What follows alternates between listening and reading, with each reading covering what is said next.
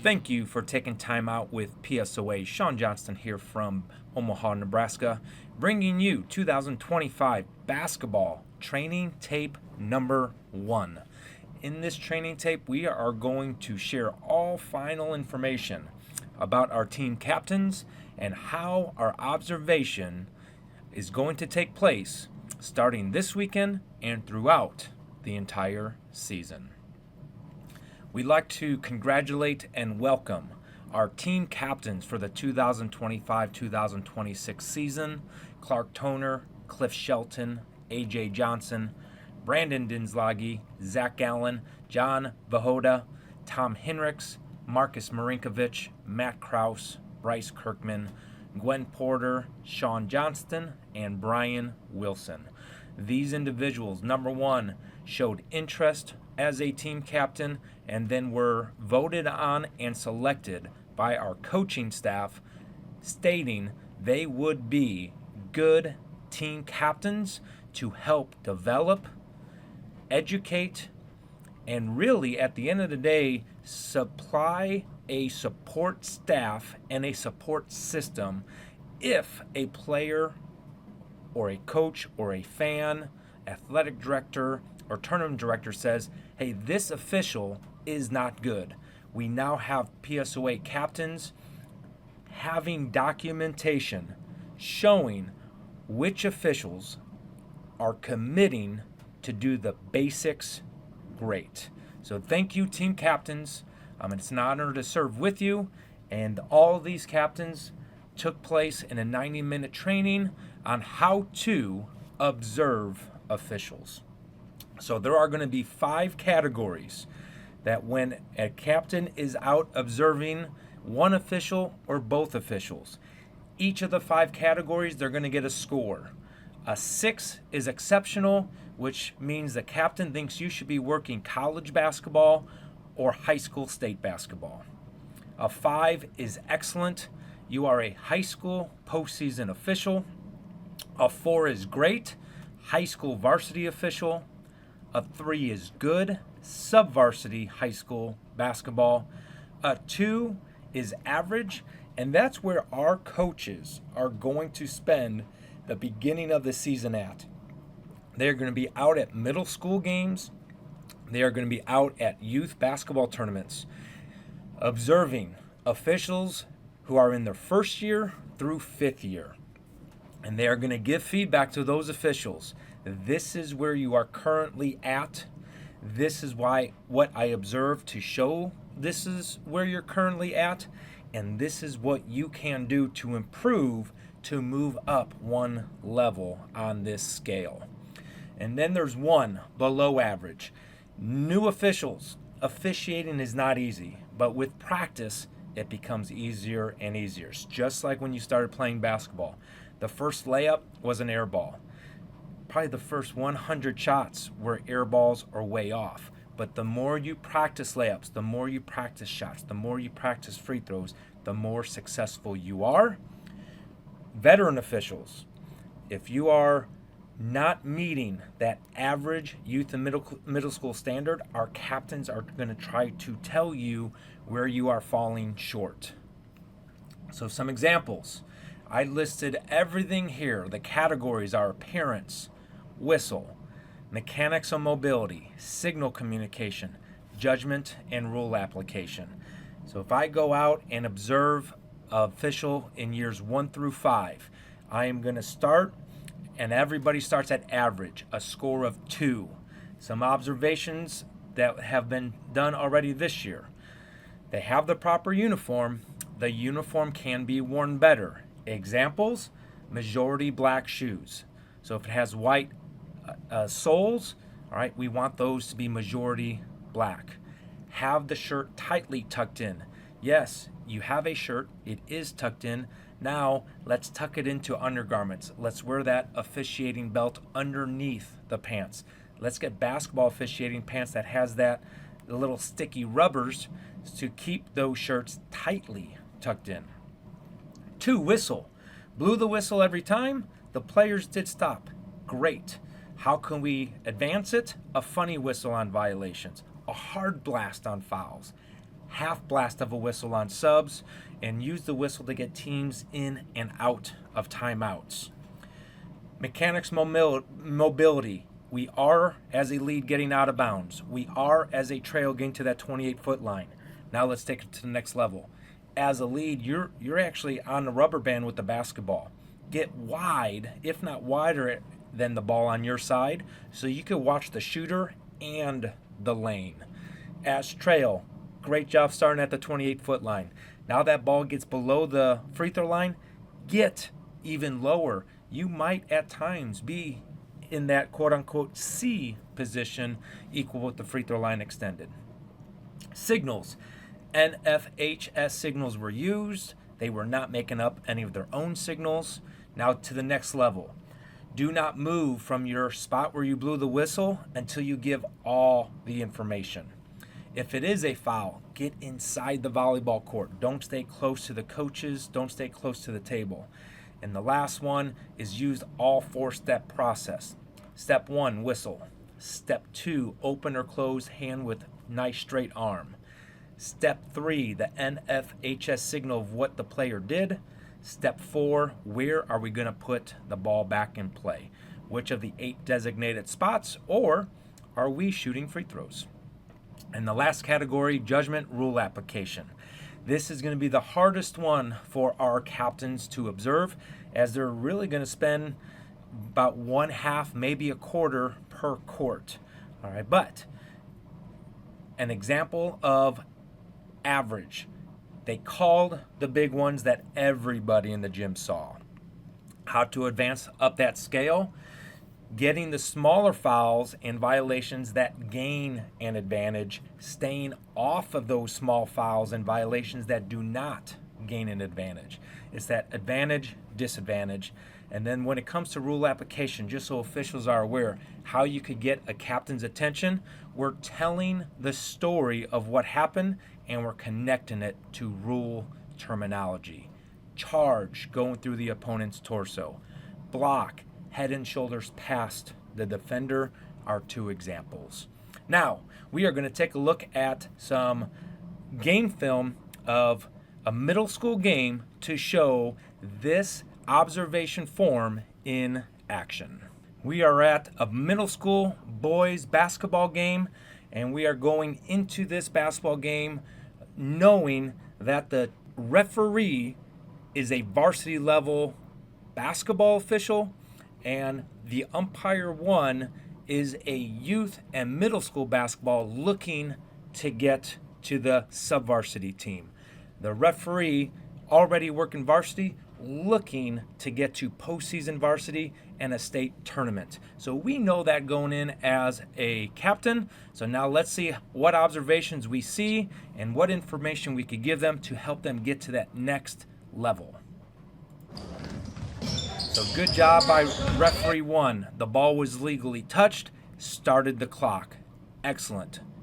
Good job. That's what we expect at the sub-varsity level. Good job by the referee 1 getting to the baseline. We have raised arm, closed fist. We have now the foul reporting with the number. What we were missing there is the preliminary signal before reporting. What we're missing here is we're staying near the sideline. We want to get to inside the volleyball line so we have more presentation, more presence. I call it getting into the middle of the stage so people notice your communication. So definitely a 2 and ways to improve.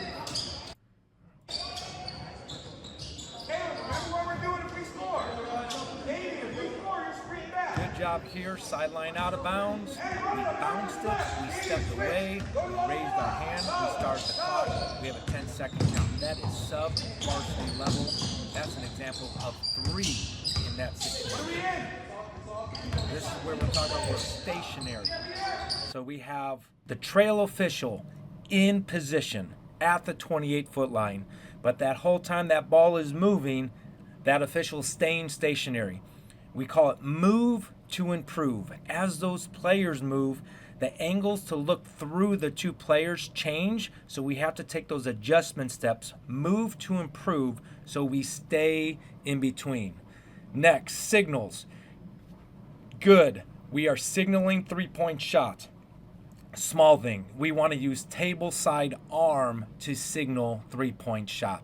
That way the table, no matter what, can see the arm is the arm closest to the table.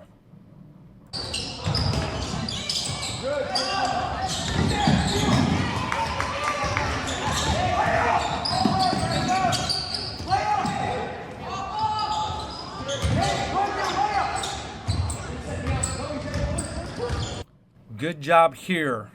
All right, varsity official staying back, not running, not over hustling.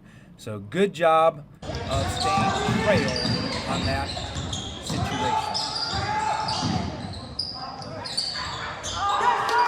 So we have a situation here, a small little thing. So this would go under the positioning and mobility. We have the trail official correctly ruling three-point shot, but he's stepping onto the court. This is where we were talking about going from that 4 to the 5. As a trail official, there are times we're going to go down into that C position. So this is a two-person crew. The better ideal angle would be this look through to see it. The official stepping onto the court so they can see, hey, is this shooter getting hit on the elbow? But the best ideal location is stepping down and looking through, because when you step onto the court, you get in the way.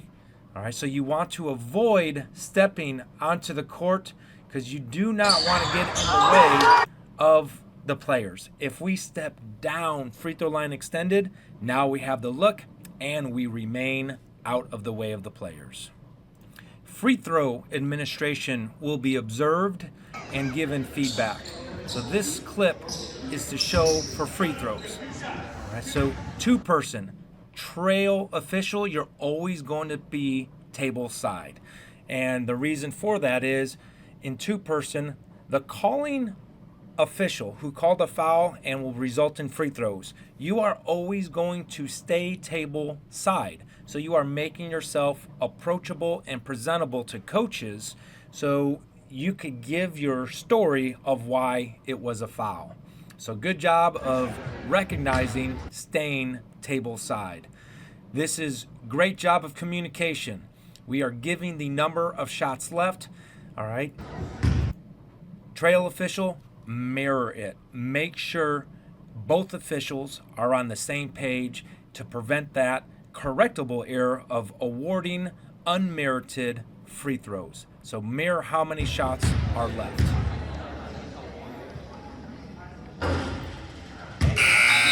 Good job with the whistle, blowing in the sub. Good job raising your hand until both officials are ready to rock and roll with 10 players on the court.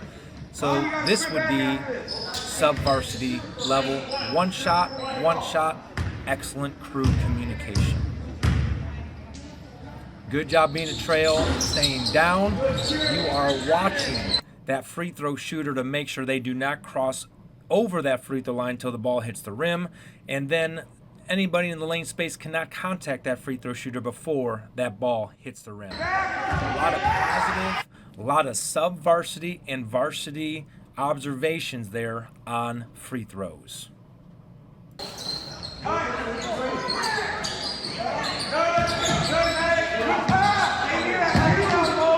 All right, observation here.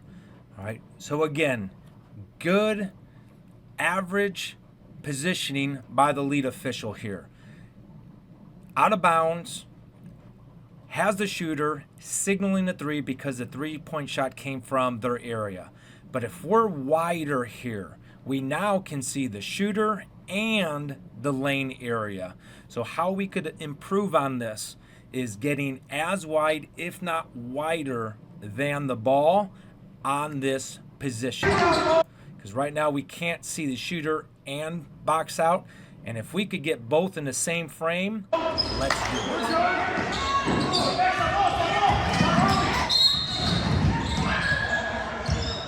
So have a foul. This is the first time we get the information from the official. So again, that 4-step process.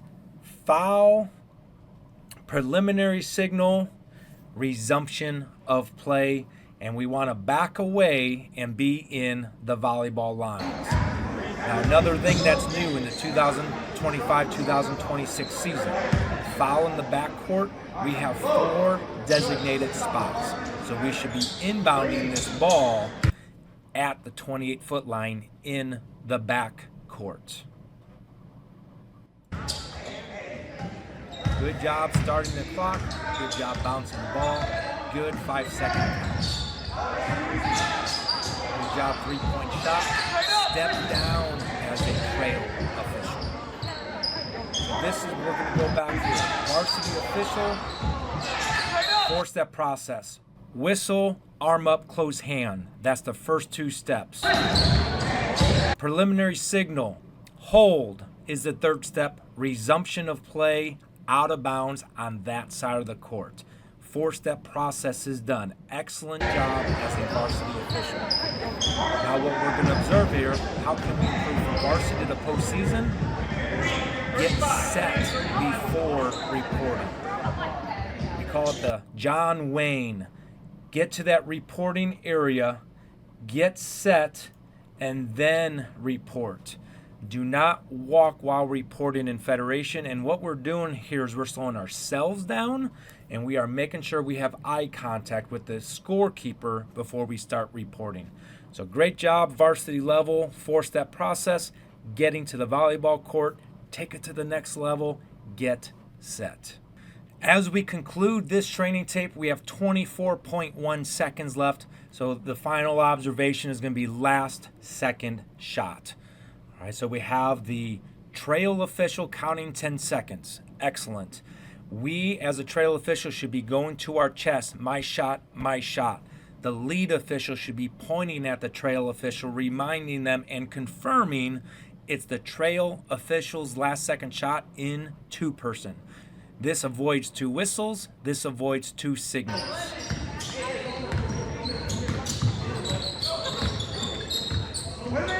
Shot goes up.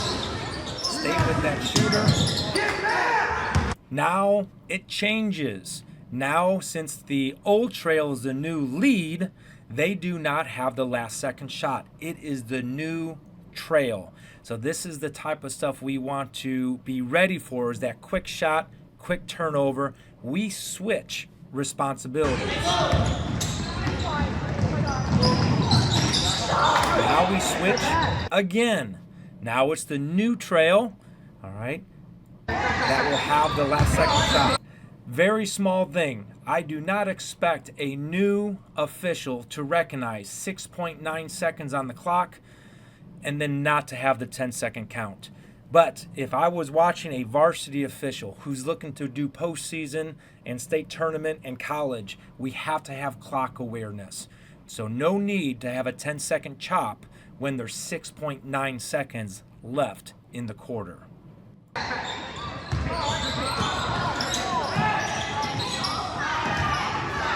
there is no change of possession here, we should have 1 whistle, 1 signal. In this situation, we have 2 whistles and 2 signals. And it's not a big deal here because no shot attempt happened. It was a loose ball. But this is what we call healthy habits. At the end of a quarter, 1 official is going to blow the whistle. 1 official is going to indicate the quarter is over and or count the shot. Have that healthy habit so when that last second shot makes a difference in winner and loser, we are always practicing the basics with great intent.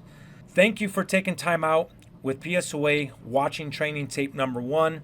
As we start our basketball season here in Nebraska, use this training tape to remind ourselves of what it is, of the basics, and how we could do the basics from the average level, and small little things get us to the greatness level. Let's commit to doing the basics great every single game.